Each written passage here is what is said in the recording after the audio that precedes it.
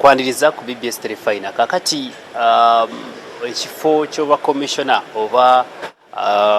akakiiko akoba commission katuula bakateekeddwa okutuula olubuli luvannyuma lwa myezi 3 mu luzungu ekimanyikiddwa nga quarterly basis. Era akakiiko kano ke kavunaanyizibwa bakikalinga board etwala parliament n'entambuza y'emirimu gyonna mu parliament okutwaliza wamu. Naye akulira oludda oluvuganya gavumenti agamba okuva luyalondebwa ku kifo kino ekyokuba nga yakulira oludda oluvuganya gavumenti Joel Ssenyonyi tayitibwanga mu meeting oba tayitibwanga mu lutuula lwonna olukwata ku nteekateeka yonna ekwatagana n'akakiiko aka commission okubaako ne bateesaako ku bigenda maaso mu parliament. Kyokka nga bingi ebigenda maaso mu parliament naye agamba abiwulira buulizi mu nkuubo. Mu lukuubiro lw'abannamawulire lwatuuzizza enkyaleero mu ddakiika nga 3 emabega oluwedde atutegeezezza nti bingi ebisaliddwawo mu parliament okuli ne bajeti y'eggwanga lino okuli abantu ab'enjawulo abaweebwa contract oba abaweebwa ebbaluwa ezibakkiriza okukola emirimu egy'enjawulo naye nga tabimanyiiko era nga tawaddeyo wadde endowooza. Yeebuuza kiki ekiremesa akakiiko kano aka commission okumuyita naye okwetaba mu ntuula zaako okubaako ensonga ez'enjawulo zakubaganyako ebirowoozo okulaba nga akakiiko kasalira wamu ku bigenda mu maaso mu parliament ne ku bigenda mu maaso mu ggwanga okutwaliza wamu wansi wa parliament. Akulira oludda oluvuganya gavumenti Joel Ssenyonyi era tutegeezezza ayogedde ku nsonga y'ababaka ab'enjawulo abali mu kunoonyerezebwa kw'ekitongole kya poliisi eky'abambege ekya CID ku nsonga ezekuusa ku buli bw'enguzi obugenda mu maaso mu parliament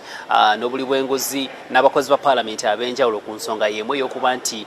parliament erina ababaka ab'enjawulo ababadde baweebwa ekyoja mu miro okubaako ne budget ze bayisaawo ez'ebitongole bya ministries ez'enjawulo nga poliisi kyeri mu kunoonyerezaako. Agamba nga tebannaba kunoonyereza kwabo bakanyuge ekitimba kibeere kigazi banoonyereze ne ku commission yennyini ku buli bw'enguzi obugenda mu maaso mu parliament n'ebintu eby'enjawulo ye byagamba nti bikyamu era bimenyera ddala amateeka. Ssenyonyi era tutegeezezza akubiriza abakulira enzikiriza ab'enjawulo oba bakulembeze bannaddiini mu nzikiriza ez'enjawulo obutakoma bukomi ku waana abo ababawa ssente oba abakungu ba gavumenti ababawa ssente oba babaddukirira mu nteekateeka ez'enjawulo wabula nabo kennyini okuvumirira enguzi nga basinziira ku bituuti okuvumirira enguzi nga basinziira mu mizikiti okuvumirira enguzi nga basinziira mu church oba mu kanisa ez'enjawulo okutwalizamu ng'agamba kino kijja kuyambako nnyo okusitula eddoboozi n'okwongera okukangula ku ddoboozi okulaba nga buli kimu kigendera ddala bulungi nnyo. Agamba bbaluwa nnyingi zaawandiise nga yeemulugunya ku ky'obutayitibwa kutuula ku commission ate nga ensonga nnyingi nnyo zaateekeddwa okukubaganyako ebirowoozo oba naye ddembe lye ng'akulira oludda oluvuganya gavumenti okuba nga atula direct kakiiko ako okuba nga awa enteesa ye n'okutuusa ebirowoozo eby'abannayuganda okutwalizaamu ku kakiiko kano aka commission. Naye ebbaluwa zaawandiisa agamba sipiika abadde amuddamu naye ng'amuddiramu ku floor ya parliament oba ng'amuddiramu mu parliament naye nga tafunanga buwandiike bwetaagisa oba bunyonyola ku nsonga eno okutwalizaamu. Bingi nnyo byayogeddeko omuli n'ekyokuba nti olunaku olw'enkya ffenna tukimanyi bulungi nnyo nti embalirira y'eggwanga lwegenda okwanjibwa eri eggwanga oba lwegenda okusomebwa era tumubuuziza ku nsonga eyo ng'agamba ye ab'oludda oluvuganya gavumenti bayimirira dda ku magulu gaabwe ne bategeeza nti tebasobola kwetaba mu bajeti eno oba kwetaba mu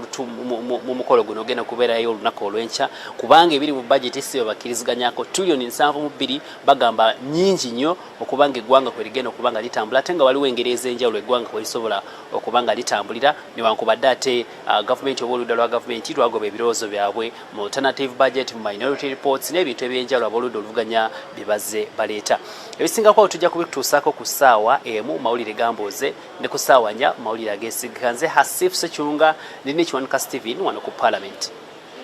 Bali nnyo Hasif Sekiwunga ebisigadde akutegeezezza nti ajja kubitutuusaako mu maaso awo so weekumire ku BBS Terefina omanye byonna ebinaavaayo. Bwe tweyongerayo olunaku lw'eggulo abasirikale ba poliisi ne bambega basiibye beekebejja amaka g'ababaka ba paalamenti